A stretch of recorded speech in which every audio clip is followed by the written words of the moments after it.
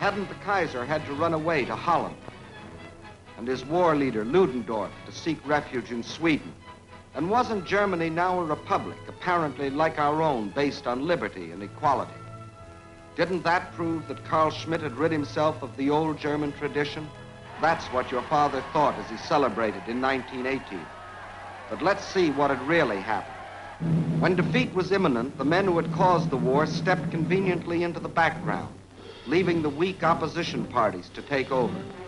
That was how, overnight, Germany became a republic. It had elected representatives, all the appearances of democracy. But beneath the surface, the old German system went on as before. The state officials of the Kaiser's empire were the state officials of the new republic. The industrialists of the empire ran the industry of the republic. Even the same teachers presided over the same classrooms, preaching the same gospel of nationalism and German racial superiority. And above all, the general staff of the empire continued to function, even though secretly. The old Germany still lived, and Carl Schmitt, too, had never really changed. In the first place, he never believed that his armies had been defeated.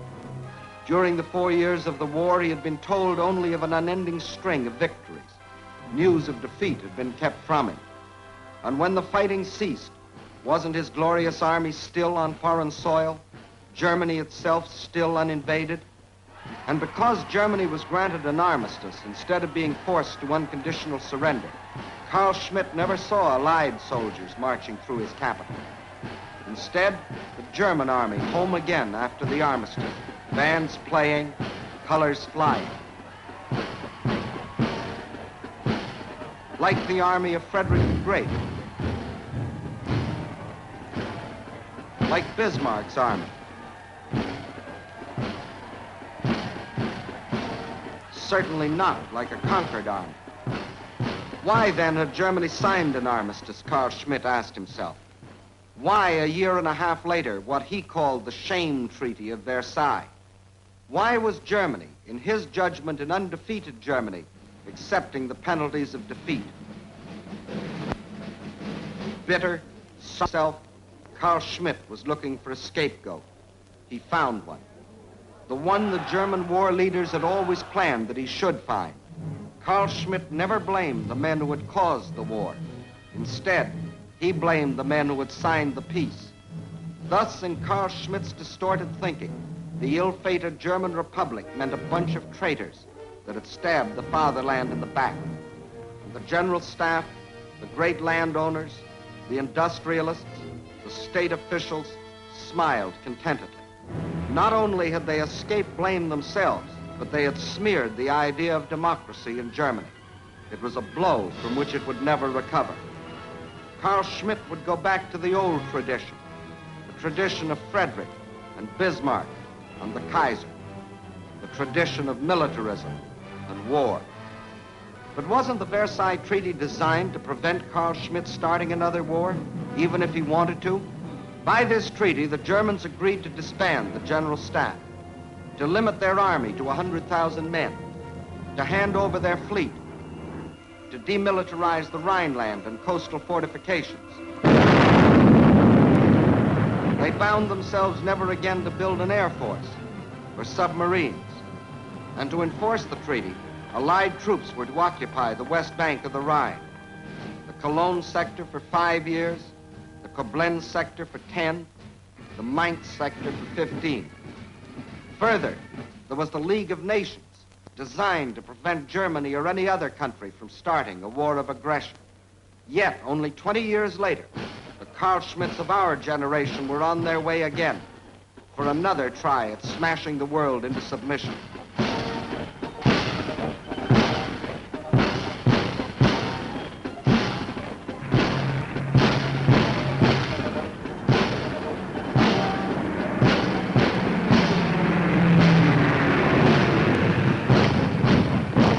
How was Carl Schmitt able to rearm so quickly? Like every other country after the last war, Germany faced hard times. But in Germany, careful manipulation made its results much worse for the millions of Carl Schmitts. Inflation made clever financiers rich and canceled the huge debts of the big landowners. It broke Carl Schmitt. Then came the Depression. That cost him his job. So hunger was added to his resentment and bitterness. This was the moment for which the unholy quartet had waited. Now the militarists, the landowners, the state officials, the industrialists emerged from their self-sought obscurity. Their plans were ready. Now they went to work. "What is the cause of your troubles?" shouted Schacht of the Reichsbank. "The Treaty of Versailles." "Who signed the treaty?" asked the reactionary newspapers. "The Democrats." "And why are you starving?" said Krupp, the munitions king. "To pay for reparations." "Who started the war?" said the Crown Prince. "The French." "Who lost the war?" asked Hindenburg. "The Democrats, the Communists, the traitors." And Carl Schmitt listened. He was hearing the story he wanted to hear. He was a victim of a vast conspiracy, he told himself. The world was against him. Once again, he was being taught to hate. Once again, he was thirsting for revenge. And revenge was possible because the world allowed him to tear up the Versailles Treaty, clause by clause. Instead of enforcing it, we Americans refused to sign it and withdrew our army of occupation after only 9 months. The British, even though Germany was consistently violating it, pulled out after 5 years. The French made one final attempt to enforce the treaty and marched into the Ruhr. But this made them so unpopular in a world drenched with heartbreaking German propaganda that they withdrew sullenly behind their Maginot Line. Now, let's see what would have happened had the treaty been enforced. Without a general staff, Germany could not have planned World War II. From a demilitarized Rhineland, she couldn't have attacked France or the Low Countries. Without an air force, she could not have blitzed Britain. With an army of 100,000, she could not have attacked the Soviet Union. Without submarines, she could not have threatened our own Atlantic lifeline. But the Treaty of Versailles was not enforced. And as for the League of Nations, we refused to join it, and other countries paid it little more than lip service. So once again, the Germans began to march.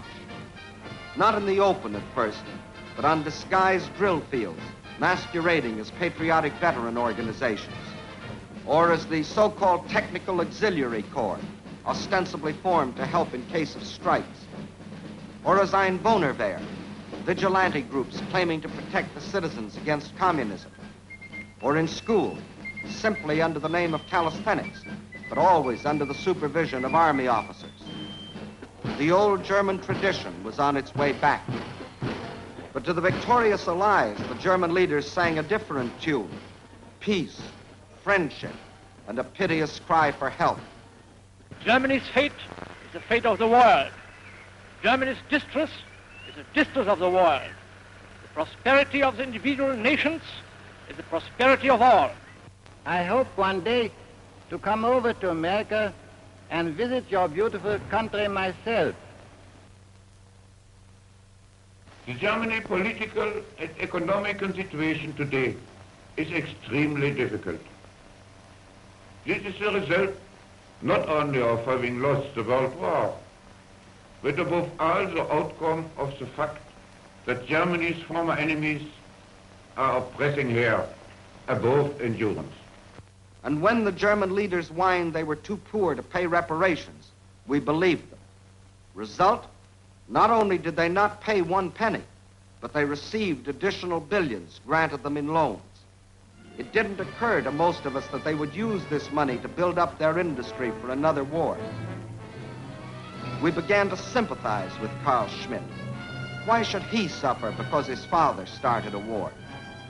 Maybe the Versailles Treaty wasn't fair. Maybe the French had been too tough. Or maybe it was the British. Or maybe Wilson wasn't very practical. Once again, we were determined to see only the pleasant side of the German character. This clean and tidy people. This musical people.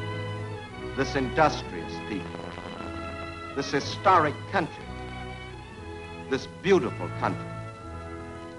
But behind this peaceful facade, the Germans prepared again for aggression.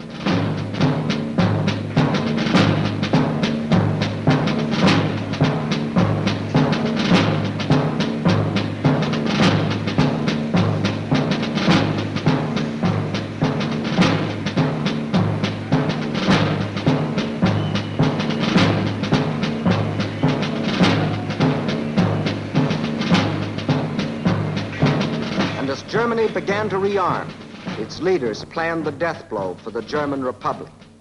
True, they had already taken it over for their purposes, installing the aged von Hindenburg as president